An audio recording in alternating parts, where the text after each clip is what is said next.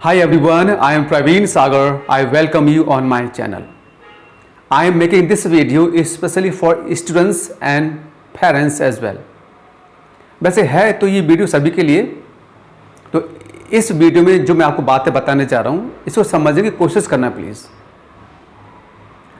देखिए, कभी आपने ये सोचा कि हमारे देश में इतनी विशाल सेनाएं होने के बावजूद भी क्राइम और क्रिमिनल्स कम नहीं हो रहे, वो दिन ब दिन और बढ़ते चले जा रहे हैं।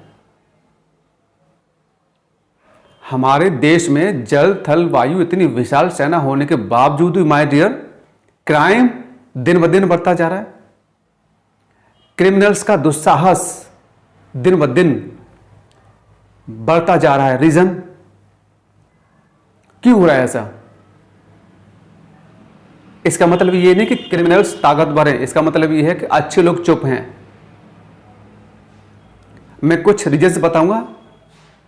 देखिए, आजकल जो हमारा एजुकेशन सिस्टम है माय डियर, वो ऐसा हो गया है कि मैं एक टीचर हूं, इसलिए मैं ये बातें आपसे शेयर करना चाह रहा हूं कि देखो, ज़्यादातर स्कूल्स में क्या हो रहा है और कॉलेजेस में कि टीचर जो है और पेरेंट्स जो हमारे समाज है, वो बच्चों को एक नागरिक न बनाकर, एक अच्छे नागरिक न बनाकर एक रोबोट बनाने की होड़ में लगे हुए हैं।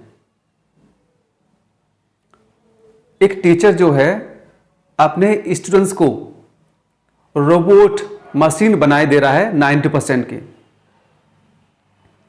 छोटे से बच्चे में के दिमाग में एक बात डाल दी जाती है दैट गेट 90% एनी हाउ, कि आपका जो मेन उद्देश्य इस पूरे जीवन का जो उद्देश्य है वही एक है कि गेट 90% और 80% एनी हाउ, चाहे चीटिंग क्यों ना करनी पड़े। आपने एक मूवी देखी है 12th फेल, उसमें एक बच्चा पूछता है उस आईपीएस ऑफिसर से कि सर मैं आईपीएस कैसे बनूं, मैं आपके जैसा अफसर कैसे बनूं। तो उन्होंने एक सेंटेंस कहा था कि चीटिंग छोड़नी पड़ेगी, और उस बच्चे ने छोड़ी।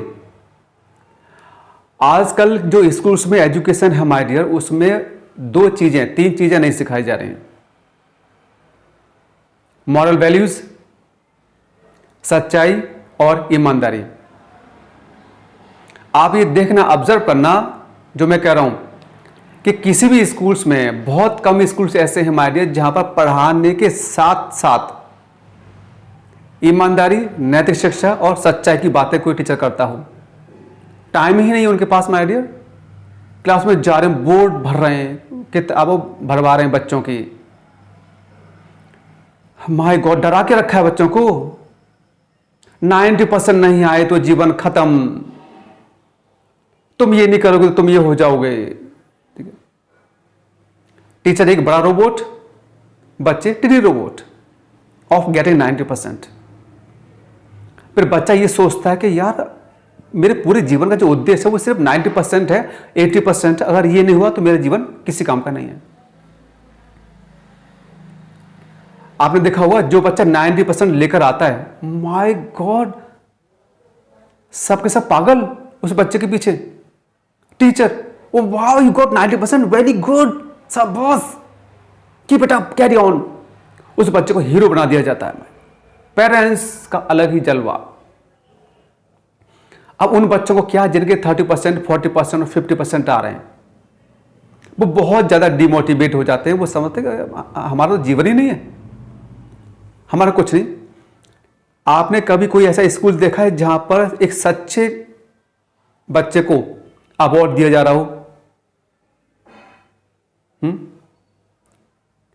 क्या कभी किसी ईमानदार बच्चे को स्टेज पर खड़ा होकर उसको अवार्ड दिया जा रहा हो, उसको मालाएं पहनाई जा रही हूं, ठीक है, उसके वीडियो बन रहे हों कि भाई बेशक ये बच्चा पढ़ाई में कम है लेकिन हमारे स्कूल का हीरो है, हमारे कॉलेज का ये हीरो है, बिकॉज इसके जैसा सच पूरे स्कूल में कोई नहीं बोलता। आपने देखा फ्लैक्स पर उन्हीं बच्चों के नाम होंगे जो 90%, 80% लेकर आ रहे हैं। चाहे वो झूठ बोलता हो, चाहे वो टीचर का सम्मान करता हो या ना करता हो, चाहे वो सामाजिक है या नहीं, चाहे उस बच्चे के मन में दया है या नहीं। मैं आपको एक और उदाहरण देना चाहूँगा कि हमारे भारत देश में शिक्षा और दीक्षा का स्तर कितना उच्च स्तर का था। हम सबको मालूम है कि जब राजा दशरथ प्रभु श्री राम, भरत, लक्ष्मण और शत्रुघ्न को गुरुदेव वशिष्ठ के आश्रम में छोड़ने आए थे दीक्षा के लिए, तो राजा दशरथ ने साफ साफ कहा था गुरु वशिष्ठ से कि गुरुदेव, आज के बाद ये मेरे चारों पुत्र एक राजा के बेटे न होकर आपके शिष्य हैं। मैं इन चारों पुत्रों को आज के बाद आपकी शरण में छोड़ के जाता हूं। मैं ये बच्चे आपको समर्पित हैं और मुझे पूर्ण विश्वास है कि आप इनको अच्छे, सच्चे, नैतिक व्यक्ति बना दोगे।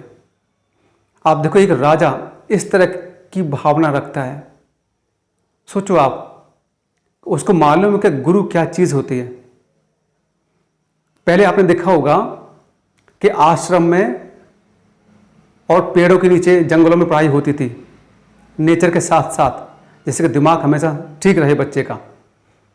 तो पहले क्या होता था कि जंगल से शिष्य जो हैं गुरु के, वो लकड़ी बीन के लाते थे, पूरे आश्रम की साफ सफाई खुद करते थे, जहाँ वो सोते थे वहाँ की सफाई करना, गुरुदेव के सोने से पहले उनके पैर दबाना, उनका बिस्तर लगाना, अपना बिस्तर लगाना, अपना बिस्तर खुद समेट के रखना, पानी भरना। तो ये क्यों सिखाया जाता था? ऐसा करवाने से क्या होता है, बच्चा कर्तव्यनिष्ठ बनता है, बच्चा जिम्मेदार बनता है, अपनी जिम्मेदारियां समझने लगता है। छोटी उम्र में बच्चा मैच्योर होना सीख जाता है, आदर करना सीखता है, सम्मान करना सीखता है, झुकना सीखता है बच्चा। उसको मालूम है कि बड़ों को पानी पिलाना चाहिए, खाना देना चाहिए, पैर दबाने चाहिए, पैर छूने चाहिए। ये हमारी संस्कृति थी, ये धीरे धीरे गायब होती चली जा रही है। आजकल देखा आपने स्कूल्स में बच्चा क्लासरूम को जहां पढ़ रहा है 6-7 घंटे, उस क्लासरूम को गंदा करता है, वही टॉपिक खा रहा है, वही रैपर फेंक देता है। ऐसा क्यों? मालूम, क्योंकि उस क्लास को वह बच्चा गंदा कर रहा है, लेकिन साफ नहीं कर रहा, साफ कोई और करता है। तो बच्चे को कैसे पता चलेगा गंदगी का और सफाई का? इसको करना ही नहीं पड़ेगा। अगर पहले जैसा हो जाए कि भाई आपकी क्लास को आपको ही साफ करना है, तो गंदा करने से पहले बच्चा जरूर सोचेगा। हम गंदा कर रहे हैं, कचरा उठाने के लिए हम 2-3 बाइयां रखी स्कूल में, तो क्या सिखा रहे हैं हम बच्चों को? ये शिक्षा है। जब कोई बच्चा किसी भी टीचर को, आज की बात कर रहा हूं मैं, एक गिलास पानी के लिए नहीं पूछ सकता, ये शिक्षा है। आपने कभी अनुभव करा है कि आजकल कोई भी टीचर किसी भी बच्चे से एक गिलास पानी लाने तक नहीं बोलता? ये वही देश हमारे डियर, जहां पर खाना खिलाना और पानी पिलाना कितना पुण्य का कर्म समझा जाता था। टीचर के तो छोड़ो, आजकल के कुछ बच्चे जो होते हैं, अपने जब वो स्कूल आते हैं तो अपने बड़ों के भी पैर छूकर नहीं आते। बच्चे झुकना भूल गए माय डियर। आपको मालूम है हमारा देश जो है, पहले सोने की चिड़िया क्यों कहा जाता था? बताओ। क्योंकि जितनी सुख सुविधाएं अभी हैं पहले नहीं थी। फिर हमारा देश सोने की चिड़िया इसलिए था माय डियर, क्योंकि पहले गुरुओं का सम्मान हुआ करता था। पहले पूरा देश गुरुओं को वैल्यू करता था, उनकी कीमत समझता था। उनको मालूम था कि एक सच्चा गुरु ही एक राष्ट्र का सही सही निर्माण कर सकता है। तो पहले की शिक्षा थी कर्तव्यनिष्ठ, जिम्मेदार, नैतिकता, दयाभाव, अहिंसा, सच्चाई और ईमानदारी। इनके साथ साथ वेदों और शास्त्रों की शिक्षा दी जाती थी कि पहले ये होंगे, उसके बाद आप शास्त्र पढ़ोगे। आजकल उल्टा हो रहा है, पहले किताब रटो, मौका मिलेगा, टाइम मिलेगा तो ये चीजें हम बता देंगे, वरना सब चल ही रहा है। आजकल शिक्षा को प्योर पूरी तरीके से व्यवसाय बना दिया था। आप ये सोचो, जब हमारी शिक्षा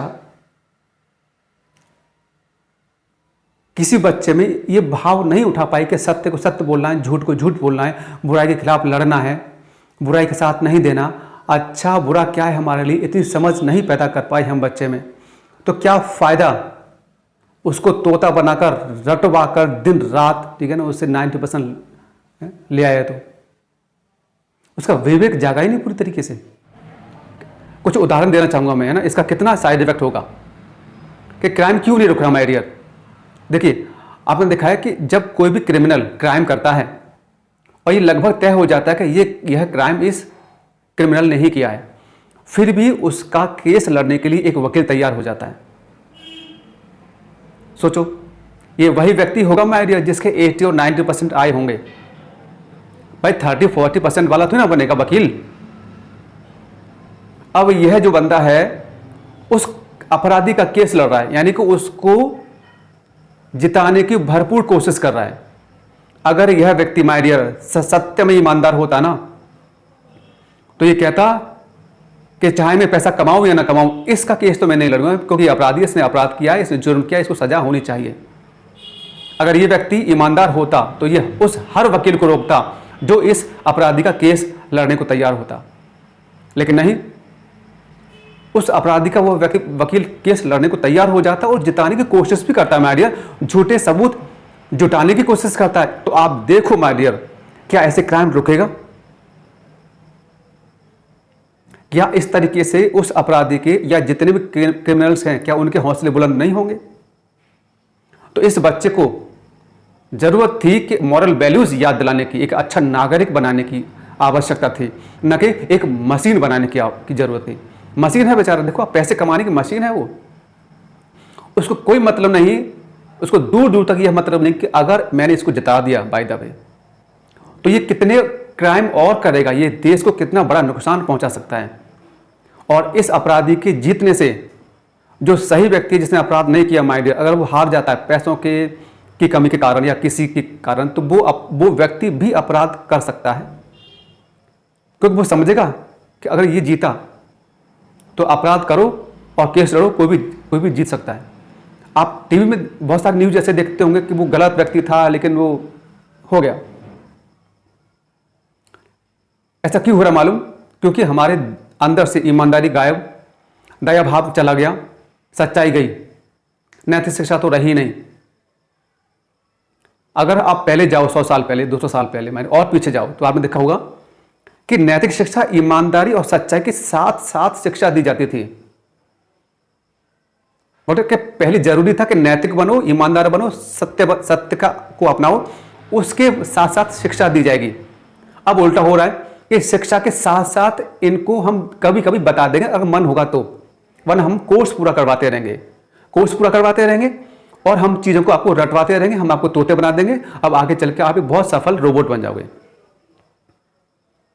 मेरा एक यही मैसेज है माय डियर कि नैतिक शिक्षा, ईमानदारी और सच्चाई के साथ साथ एजुकेशन होनी चाहिए, ना कि एजुकेशन के साथ साथ ये चीजें हों। माय डियर, सही व्यक्ति को कोर्ट कचहरी में झूठा साबित कर दिया जाता है। कहां ईमानदारी, कहां गई हमारी नैतिक शिक्षा, कहां गए हमारा दया भाव कि हम देश के प्रति ईमानदार हैं ऐसा करके? तो आप खुद सोचो, ऐसे क्राइम बढ़ेगा कि कम होगा?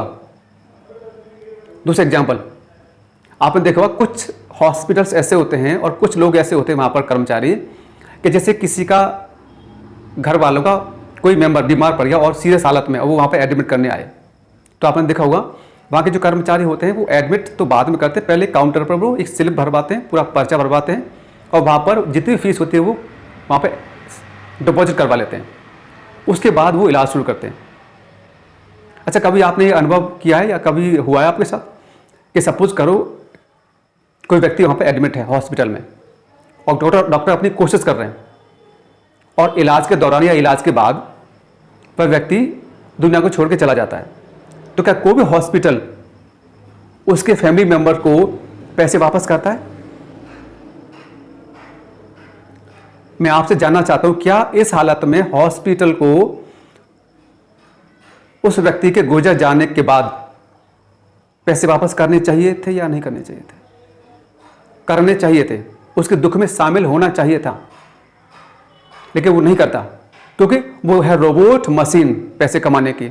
उसके अंदर से दर्द खत्म, दया खत्म, ईमानदारी खत्म, सच्चाई खत्म।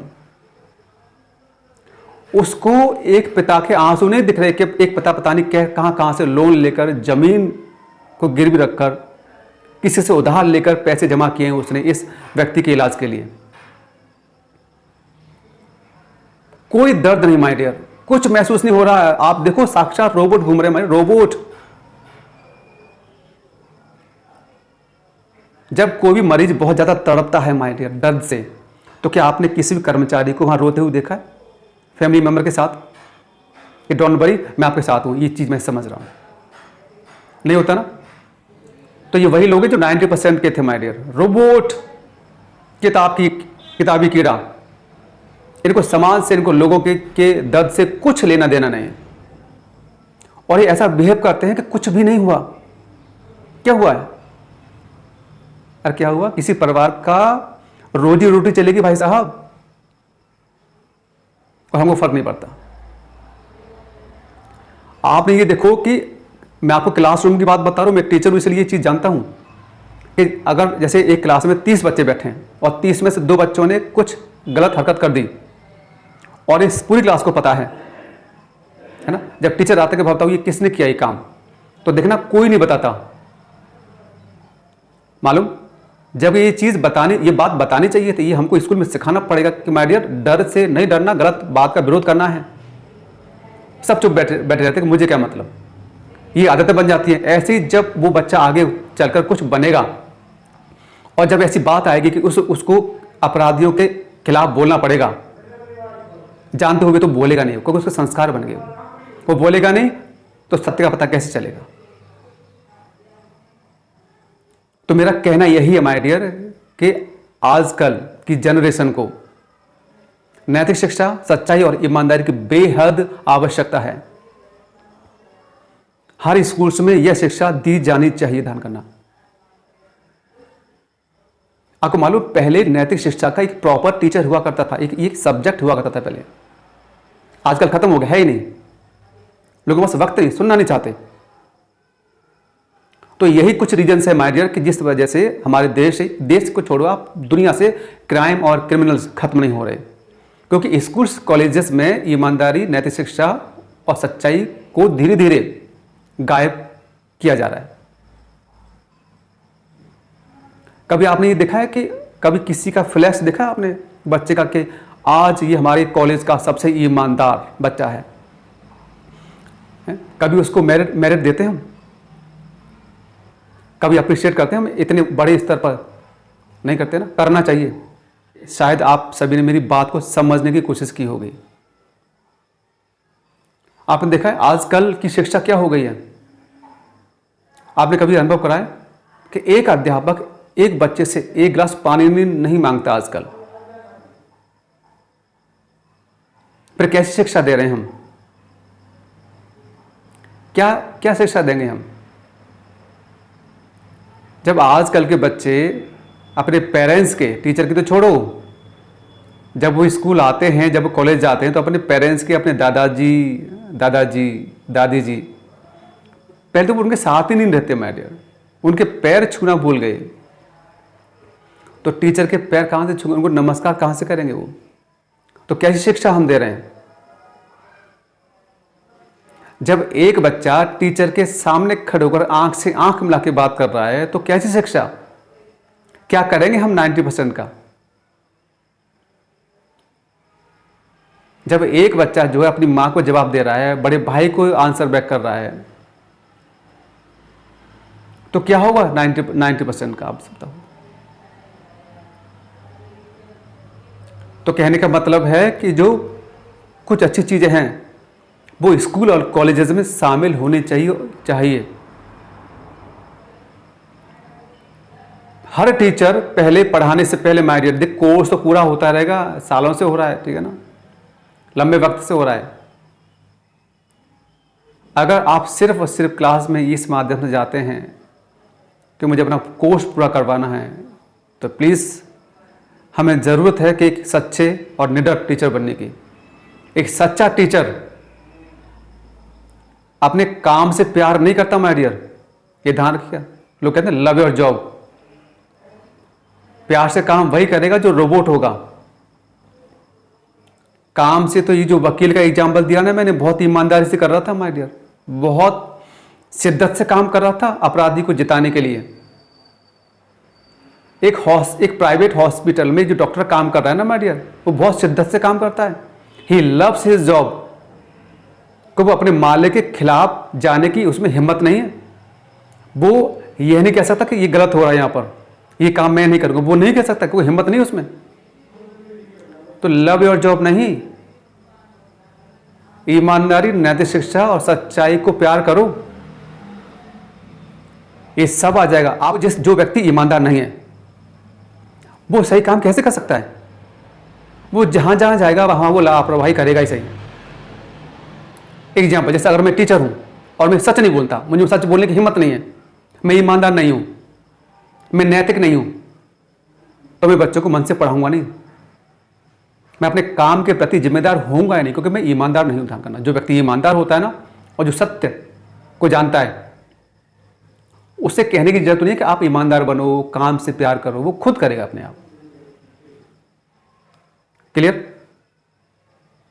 तो मेरा यही मैसेज है आप सभी के लिए, प्लीज, बच्चों के लिए भी और बड़ों के लिए भी, कि बच्चों को मशीन न बनाकर उनको एक अच्छा नागरिक बनाने की बेहद आवश्यकता है, जिससे कि इस देश और दुनिया से क्राइम और क्रिमिनल्स खत्म हो सकें।